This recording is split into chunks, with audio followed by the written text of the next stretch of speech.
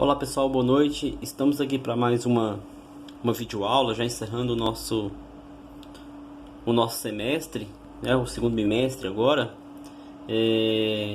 Então pessoal, para a gente compor o nosso plano de ensino, concluir o nosso plano de ensino, vou falar hoje para vocês da questão da alíquota zero para PIS/COFINS, tá? E também eu acrescentei aqui a questão das retenções, que é importante conhecimento principalmente para a questão do planejamento tributário também, dependendo do produto que a empresa vá trabalhar, tá?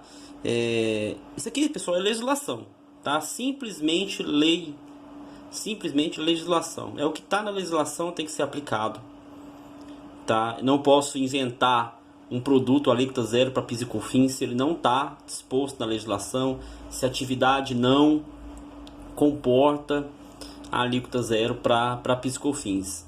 Isso aqui, pessoal, é no chamado regime monofásico, tá? O que é o regime monofásico? É aquele em que é como se fosse a substituição tributária, sabe? É cobrado lá da indústria ou do importador o pagamento já antecipado de toda a cadeia para fins do PIS e da COFINS, tá? Então aquele produto, quando você adquire, mesma coisa da substituição tributária, você não vai pagar mais PIS e COFINS na venda desse produto. É o chamado produto alíquota zero, tá? E hoje o PIS e COFINS na alíquota zero, muitos profissionais não se atentavam para a questão também do Simples Nacional, tá? Empresas optantes também do Simples Nacional faz direito a algumas atividades como, por exemplo, autopeças, empresas que trabalham no ramo farmacêutico, tá? Eles têm o direito da alíquota zero, alíquota monofásica para fins também do PIS e da COFINS. Lá no cálculo do Simples faz toda uma diferença. Tem muita empresa aí oferecendo consultoria para recuperar créditos tributários a respeito de PIS e COFINS, que o profissional de contabilidade não se atentou à legislação e não fez o cálculo corretamente, por consequência o empresário pagou um valor maior, né? Então é chato, é um transtorno, né? Você está ali fazendo o seu papel e de repente chega uma consultoria de fora para poder dizer ao seu cliente que ele tem o direito e tal, coisa que você poderia muito bem fazer, né? E demonstrar através do seu trabalho, através de um planejamento tributário, essa questão do crédito, do PIS/COFINS também para as empresas do Simples, tá? Então é o que está na legislação, você vai aproveitar dessa alíquota zero para fins de alguns produtos. A gente não vai pagar PIS e COFINS, né? Seja no lucro presumido ou no lucro real desses produtos que já sofreram a tributação na fonte, tá? Então PIS e COFINS alíquota zero, pessoal, são as reduções a zero mesmo das alíquotas do PIS e da COFINS. São aplicáveis tanto a contribuintes sujeitos ao regime de apuração cumulativa, lucro presumido, né? Quanto a sujeitos ao regime de apuração não cumulativa, lucro real, né?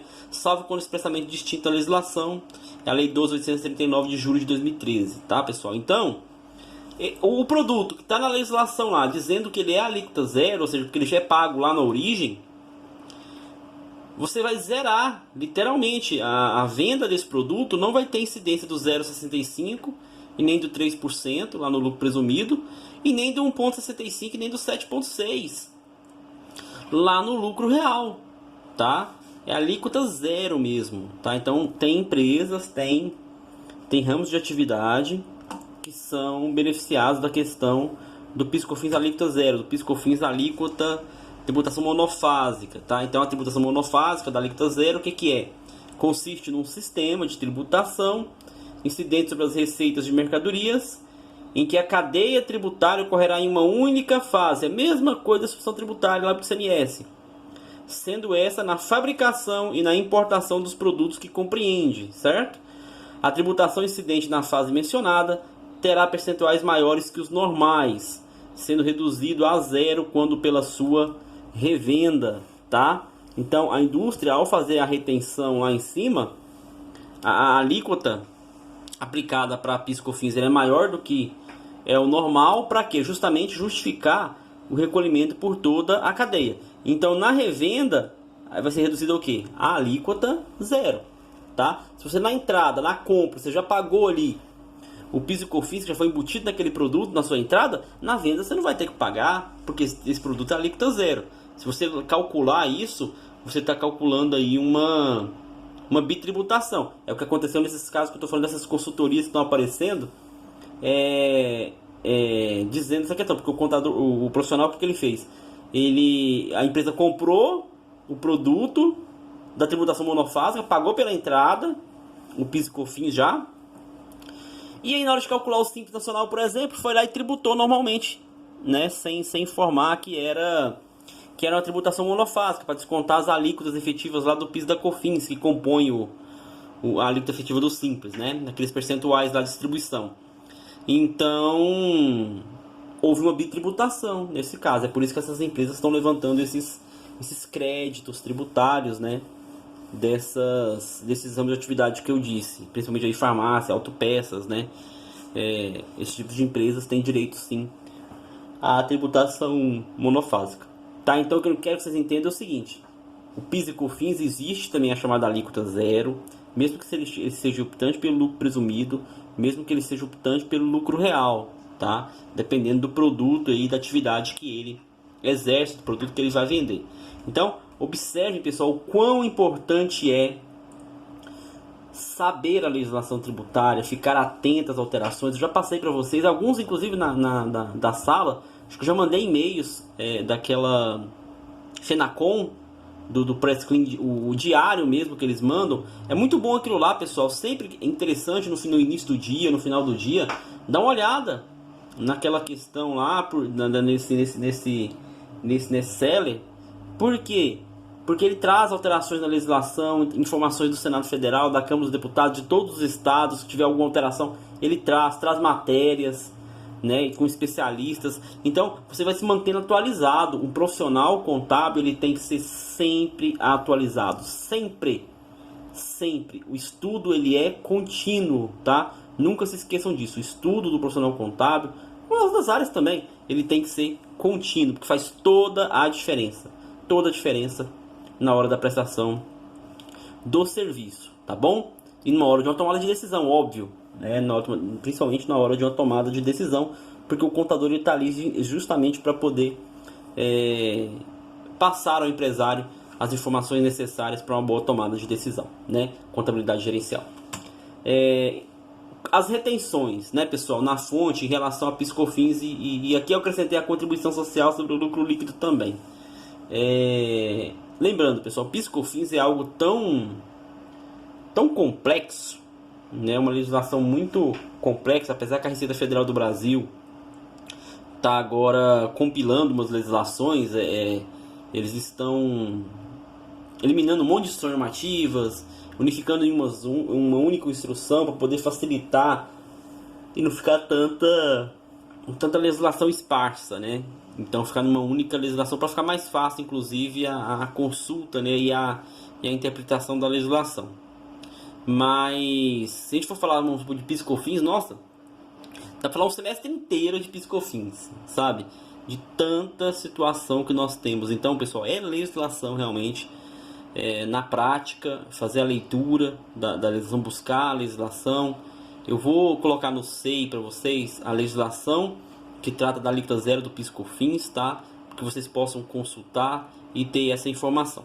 O importante eu trouxe aqui também para vocês é a questão da retenção na fonte, para que vocês entendam que existe retenção na fonte sim, para PIS, para COFINS e para contribuição social. Por que eu coloquei? Porque são chamadas retenções das contribuições sociais. Lembra que eu falei para vocês que PIS, COFINS e contribuição não é imposto. Não são impostos. Eles são contribuições especiais. E todos com a finalidade de arrecadação para a Seguridade Social. O PIS, que é o Programa de Integração Social. A COFINS, que é a contribuição para o financiamento da Seguridade Social. E a CSLL, que é a contribuição social sobre o lucro líquido. Então, observe, gente, todas contribuições sociais, tá? Todas com arrecadação voltada para a Previdência Social, tá bom? Para a questão da Previdência Social. Então, as retenções na fonte das contribuições sociais, olha bem que a legislação trata, tá vendo? Das contribuições sociais.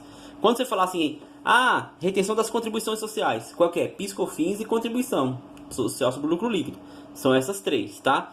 de conformidade com o artigo 30 da Lei 10.833 de 2003, né, que a partir de 1º de fevereiro de 2004 trouxe que os pagamentos efetuados pelas pessoas jurídicas a outras pessoas jurídicas de direito privado, é uma PJ para uma PJ, tá?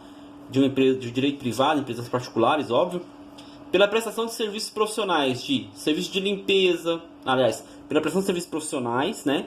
Pelo serviço de limpeza, serviço de conservação, serviço de manutenção, serviço de segurança, de vigilância, serviço de transporte de valores e locação de mão de obra, tá? Bem como serviços de assessoria creditícia, mercadológica, gestão de crédito, seleção de risco, administração de contas a pagar e a receber, tá? Todas essas atividades que as empresas exercem estão sujeitos sim à retenção na fonte da contribuição sobre o lucro líquido, a CSLL, da contribuição para o financiamento da Seguridade Social, que é a COFINS, e também do PIS, tá? Então todas essas atividades que eu passei para vocês aqui estão sujeitas à retenção na fonte quando for um serviço prestado de uma pessoa jurídica para outra pessoa jurídica, tá? E quem faz a retenção, Demis? Ora, quem faz a retenção é quem está tomando o serviço, né? Imagina, eu tenho lá o prestador de serviço e a pessoa que é a tomadora do serviço, né? Então, eu, como tomador de serviço, sou obrigado por lei a fazer essa retenção. E a legislação fala o seguinte: você é obrigado a fazer a retenção mesmo que na nota fiscal não esteja destacada essa retenção. Porque o prestador, na hora que emitir, ele tem que colocar lá nos campos da nota as retenções do PIS, da COFINS e da contribuição social, se ele exerce uma dessas atividades que eu mencionei anteriormente. Só que a legislação fala que o tomador, sabedor que aquela pessoa jurídica presta aquele tipo de serviço e que aquela atividade é obrigada a fazer a retenção, e mesmo que na nota não esteja retido, ele é obrigado sim a fazer a retenção e a descontar no pagamento desse serviço, tá? Então o tomador ele faz a retenção e desconta na hora de fazer o pagamento. Um exemplo, um serviço é prestado por R$6.000, a retenção aí deu, só chutando aqui, tem o cálculo, mas chutando aqui, R$200, eu não vou pagar, R$200 não, vamos colocar aqui, R$200. Eu não vou pagar para ele 6.000, eu vou pagar para ele quanto? 5.800. Por quê? Porque eu desconto os 200 da retenção na fonte, tá? No fim, quem paga é o prestador, porque se ele não fosse obrigatório fazer a retenção, ele receberia quanto pelo serviço? 6.000. E ia pagar o imposto pela venda dele depois, pelo serviço que ele prestou, ele ia pagar o imposto. Mas, por que o governo faz isso? Para garantir, pessoal, a arrecadação. É muito mais fácil você fiscalizar um tomador de serviço do que 20, 30, 40 prestadores. Se você fica numa fonte só, a busca daquele recurso, tá? Então o fato gerador da retenção das contribuições sociais é tão somente o pagamento do rendimento a outra pessoa jurídica. Eu vou fazer o pagamento, eu tenho que fazer a retenção, tá? O valor a ser retido da contribuição social, do PIS e da COFINS, é a multiplicação da alíquota de 4,65, tá, pessoal? Quando vocês forem falar em retenção de contribuições sociais, é 4,65. Por quê? Porque ela desmembra no seguinte caso, ó. 1% dessa retenção é para a contribuição social sobre o lucro líquido, 0,65 para o PIS e 3 para a COFINS, separadamente sobre a base de cálculo, tá? Observe que 0,65 e 3, né? Para COFINS já são as alíquotas ali, 1% para a contribuição social. A base de cálculo da retenção é o total cobrado pelo serviço, conforme determina a instrução normativa 459/2004. É o valor bruto da nota ou documento fiscal, tá? Que você vai utilizar os 4,65 para fazer a retenção. Ah, Demis, mas você falou lá que a retenção ela pode ser tanto para a pessoa do lucro presumido como do lucro real. Mas no lucro real, a alíquota do PIS não é 0,65 e da COFINS não é 3, né? Não importa, tá? Mesmo que a empresa seja optante pelo lucro real, a retenção vai ser na alíquota de 0,65 e 3 para PIS e COFINS e 1 para contribuição social. Aplica-se a mesma alíquota, tá? É o que diz aqui, ó.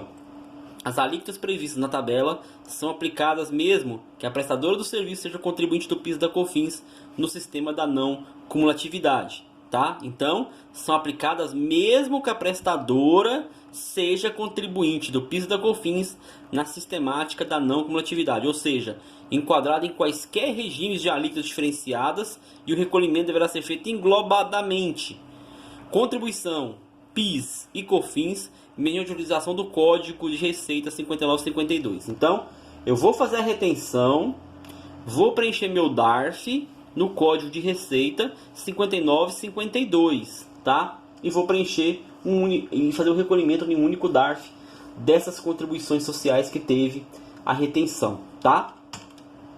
Os serviços profissionais são tributados ainda quando prestados por cooperativas ou associações profissionais. Porém, a partir de 1º de janeiro de 2005, a retenção da contribuição social sobre o lucro líquido não será exigida nos pagamentos efetuados a cooperativas em relação aos atos cooperativos, aos atos cooperados, aqueles atos dos cooperados mesmo dessa cooperativa, tá? Então, a partir de 2005, essa retenção de 1% da contribuição social, ela não é cobrada se for em relação a atos cooperados, tá bom?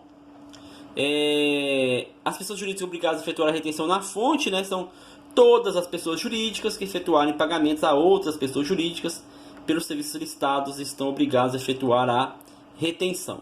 Inclusive associações, entidades sindicais, federações, confederações, centrais sindicais, serviços sociais autônomos, sociedades simples, um tipo de sociedade que nós temos, né, no Código Civil, inclusive sociedades cooperativas, as fundações de direito privado e os condomínios edilícios, né, os condomínios de moradores. Então, mesmo que seja esse tipo de entidade, chamadas até entidades, algumas aqui imunes e isentas, elas são obrigadas sim a fazer a retenção quando efetuarem pagamento a outras pessoas jurídicas daquelas atividades que eu mencionei lá anteriormente para vocês, tá bom? Então não são dispensadas. Uma coisa que vocês têm que atentar é o seguinte, pessoal, ó, que por intermédio da Receita Federal do Brasil poderá celebrar convênios com os estados, o Distrito Federal e municípios para estabelecer a responsabilidade pela retenção na fonte dessas contribuições, né, nos pagamentos efetuados por órgãos, autarquias e fundações dessas administrações públicas às pessoas jurídicas de direito privado, pelo fornecimento de bens ou pela prestação de serviços em geral. Então, a Receita Federal ela pode firmar esse convênio. O município de Mineiros hoje nós não temos esse convênio, tá? O município de Mineiros faz retenção apenas do imposto de renda e do ISS, óbvio, né? Mas saibam que a Receita Federal do Brasil pode sim celebrar convênios com os estados e municípios e lançar eles como responsáveis pela retenção do PIS, da COFINS, da contribuição social, pela prestação de serviço geral e inclusive pelo fornecimento de bens, fornecimento de mercadorias, tá? Fazer a retenção aí do PIS, da COFINS e da contribuição social sobre o lucro líquido. Como eu disse, a intenção do governo é antecipar a arrecadação, garantir a arrecadação. Porque pensa bem, eu sou uma prestadora de serviço, né? Numa daquelas atividades que eu coloquei lá. Se não tivesse a retenção, eu fiz um serviço de 10 mil reais, né?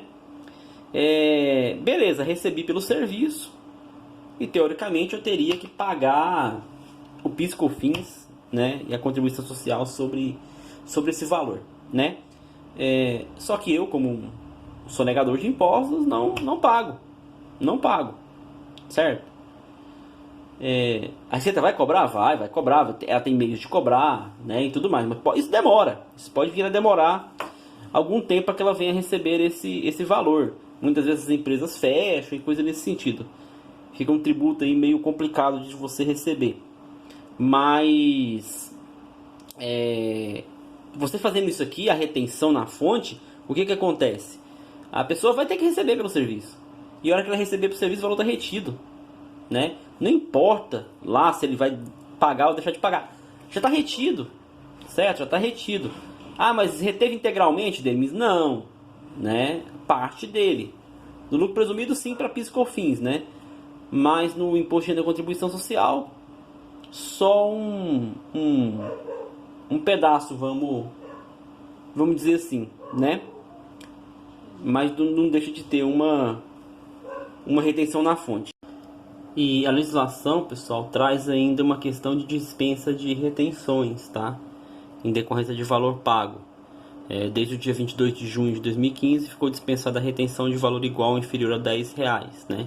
Essa nova regra foi estabelecida pelo artigo 24 da Lei 1337 de 2015, publicada no Diário Oficial da União em 22/6/2015, tá? Então, toda vez que a retenção der um valor inferior a R$10, né, óbvio, fica dispensado essa retenção, tá bom? Como eu disse para vocês também, da dispensa de retenção, né, as cooperativas, pelos atos cooperados, está dispensada a retenção da contribuição social sobre o lucro líquido, né, não será exigida nos pagamentos efetuados às cooperativas, tá? Prazo de forma de recolhimento, né? Então, desde 22 de junho de 2015, né, eles deverão ser recolhidos ao Tesouro Nacional pelo órgão que fazer a retenção de forma centralizada, pelo sistema matriz da pessoa jurídica, até o último dia útil do segundo decêndio do mês subsequente àquele mês em que tiver ocorrido o pagamento da pessoa jurídica fornecedora dos bens ou da prestadora do serviço. O que é isso, gente? O que é decêndio para vocês, né? Decêndio é o quê? 10, né? Então, até o último dia útil do segundo decêndio do mês subsequente àquele em que tiver ocorrido o pagamento, né, à pessoa jurídica, eu vou fazer o recolhimento, né? Estou fazendo o pagamento aqui no mês de junho, né? Então eu tenho até o segundo decêndio, até o último dia útil do segundo decêndio do mês de julho para fazer o recolhimento da retenção do PIS, da COFINS, da contribuição social. A ADEMES ensina a fazer a retenção, gente. Se a empresa faz a retenção dos valores, né, PIS, COFINS e contribuição, e não faz o recolhimento, isso é apropriação indébita, isso é crime. Por quê? Porque você está pegando um dinheiro que não é seu, né? Você está fazendo uma retenção de um valor e não faz o recolhimento para um órgão público. Além de sonegação, isso aqui é crime, tá? É responsabilidade criminal realmente, processo criminal, porque é apropriação indébita. Você está apropriando um dinheiro que não é seu, tá? Então, fez a retenção, faz o recolhimento, tá? Para evitar qualquer tipo de problema. E o tratamento dessas importâncias retidas, né? Como a gente faz, né?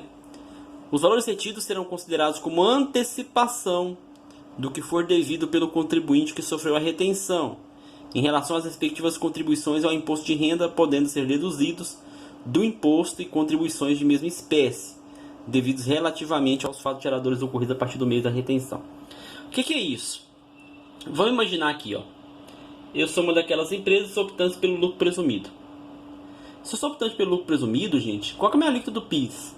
É 0,65, né? Qual que é a minha alíquota da COFINS? É 3, né?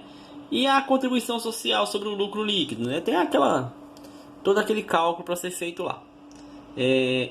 Então, vamos lá. Eu emiti nota de serviço e meu serviço foi todo retido esse mês, né? Teve a retenção do PIS da COFINS nesse mês. Ora, se eu emitir uma nota de prestação de serviço e teve toda essa retenção, eu vou pagar PIS e COFINS? Não vou, né? Porque foi retido. E justamente nas alíquotas cheias, 0,65 e 3, né? Beleza. Mas a contribuição social, a alíquota que foi retida foi 1, né? Então, se eu calcular pelo meu faturamento bruto o valor da contribuição social para me pagar, eu vou ter um valor para ser pago. Então eu vou descontar só esse 1% que foi retido, tá? E aí a diferença eu faço o recolhimento, tá? Se eu for optante pelo lucro real, aí o PIS e COFINS, a alíquota é bem maior, né? O PIS é 1,65 e a COFINS é 7,6. E na retenção é só 0,65 e 3. Então esses valores que foram retidos, eu vou descontar, né, do valor que eu vou ter que pagar e pagar somente a diferença. É isso que ele está falando aqui, ó.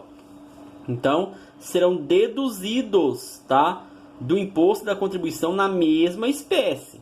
Se eu tive retenção do PIS, eu vou descontar no PIS. Se eu tive retenção da COFINS, eu vou descontar na COFINS. Se eu tive retenção na contribuição social sobre o lucro líquido, eu vou descontar na contribuição social sobre o lucro líquido, tá bom? Não misturo as retenções. Mas, como tudo no Brasil tem uma exceção, eu vou ter que fazer essa exceção, que é a dedução dos valores retidos, tá? Os valores retidos é com finalidade de antecipar o recolhimento a ser efetuado na apuração do tributo, a ser deduzido o montante apurado. Assim, os valores retidos do imposto de renda serão utilizados para deduzir o próprio imposto de renda, o valor da retida da contribuição social para deduzir a CSLL e PIS e COFINS da mesma forma, né? É o que eu falei anteriormente. Mas, as exceções que eu queria falar com vocês é isso aqui, ó. Pode ocorrer, no entanto, que essas parcelas retidas não possam ser deduzidas dos respectivos tributos, em decorrência da inexistência de tal débito. Isso ocorre, por exemplo, em relação às parcelas retidas de imposto de renda e contribuição, que não tem como ser deduzidas quando o contribuinte apura prejuízo, haja vista que os mesmos são calculados com base no lucro oferido pela pessoa jurídica. Então aqui, ele está falando das empresas que estão optando pelo lucro real. Por quê? Já falei para vocês, a empresa optante pelo lucro real, o imposto de renda e a contribuição paga sobre o lucro, né? Mas se não der lucro, e se der prejuízo? Naquele mês, naquele trimestre, por exemplo, deu prejuízo. Eu vou pagar imposto de renda e contribuição sobre prejuízo? Não vou. Né? Não vou, não tem como eu pagar um tributo com prejuízo. E aí, vamos colocar que eu tive aquelas atividades que eu desempenho, daquelas que tem que ter retenção. E eu tive a retenção lá do imposto de renda e contribuição nas notas. Certo? Dos meus serviços que eu prestei, eu tive a retenção lá. Com o que eu vou descontar? Se a legislação fala lá que eu tenho que descontar cada um com seu próprio tributo, né?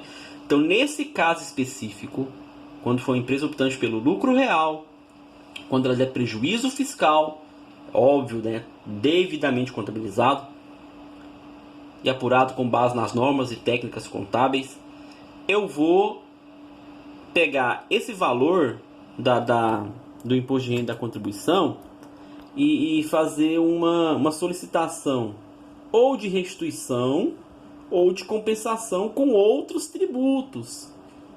Então observe a diferença aqui, ó. Quando for optante pelo lucro real e der prejuízo e tiver tido retenção do imposto de renda da contribuição, eu tenho o que a gente chama na figura do saldo negativo, tá? É o chamado saldo negativo, que tem origem quando constatada a existência de crédito que não pode ser utilizado para a dedução do respectivo tributo, podendo ser objeto de restituição ou compensação com outros tributos. Restituição é você entrar e pedir, né, o dinheiro de volta. E a compensação eu vou compensar com outros tributos. Aqui eu posso pegar realmente outros tributos e compensar esse saldo negativo, tá, pessoal? Como, por exemplo, o PIS da COFINS. Eu posso fazer isso, tá? E lembrando, né, nós vimos na aula de práticas 2, para mim poder fazer essa restituição e essa compensação, eu utilizo aqui o programinha, pessoal, Perdecomp, né? Perdecomp. É através da Perdecomp que eu vou fazer a compensação desse saldo negativo. Inclusive lá na Perdecomp, quem nunca não baixou ainda, baixa lá, vocês vão ver que um dos pedidos é o saldo negativo lá do imposto de renda da contribuição social. Tá lá bem claro. Então é essa situação aqui, tá? Então entendam isso. O saldo negativo é quando a empresa optante pelo lucro real, ela apurou lá o trimestre ou o ano, deu prejuízo, houve retenções durante o ano. Então nós temos a figura chamada saldo negativo. Esse saldo negativo, esse valor, ou você pede restituição para a Receita Federal do Brasil, ou você pede a compensação com outros tributos, tá, pessoal? Na prática, é melhor pedir compensação com outros tributos que você tem a pagar, tá? É bem melhor do que restituição. Restituição vai, mas pode demorar um pouco para você ter esse dinheiro de volta. Já contei casos para vocês aqui de 3 anos de um contribuinte. Olha que foi até rápido, né? Em vista em outros por aí, né? Então é essa situação, tá?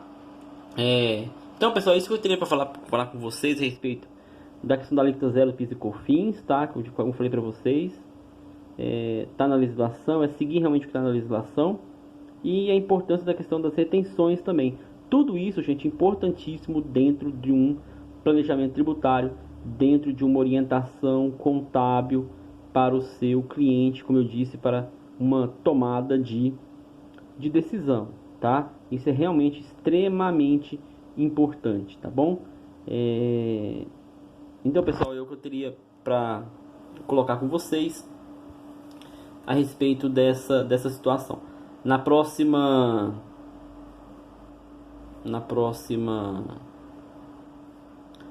semana, na quarta-feira, eu vou postar a videoaula, né, a respeito da questão da contabilização dos ajustes aí do lucro real, tá bom?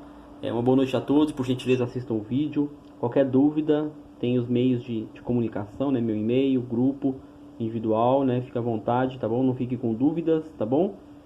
Façam, por gentileza, o estudo, verifiquem a legislação, eu vou postar no C a legislação, tá? para ficar bem compreendido essa questão da alíquota zero para PIS e COFINS e a questão das retenções das contribuições sociais, tá? Muito obrigado, pessoal, e até mais.